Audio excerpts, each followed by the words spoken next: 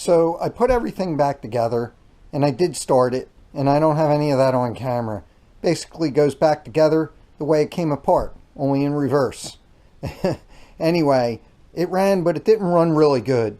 And come to find out, I thought this was the original carburetor, and it's not. It's some Amazon special. So I decided to go with the Nibby Carb. The Nibby come with jets.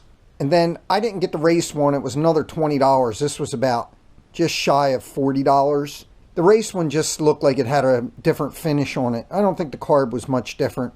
After I put it on, I'll let you know how it runs. Also, as you can see, the Nibby's a good bit longer, so I won't need this aluminum manifold extension anymore. I did wind up getting a new uni air filter. Let me tell you, that thing was no joke to get on that. Seemed like it was a little small, but I managed to get it on. Of course, I used really good filter oil. That's a must. I also ended up getting a new snorkel for it. It's softer, but I don't think it's going to work.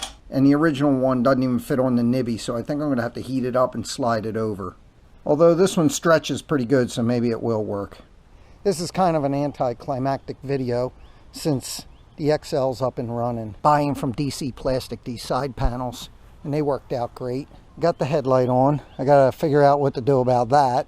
It swivels side to side, so I'm going to have to tighten that up. I ended up putting the Nibby Carb on. That was about $40. Runs a lot better with that. I still have to address the rear brake rod. You can see it kind of swivels. And right now I got a 1/4 inch 10mm deep socket on there, so I'm going to have to make something better for the rear brake because that's not really doing it. Please don't forget to like and subscribe. Hit that notification button.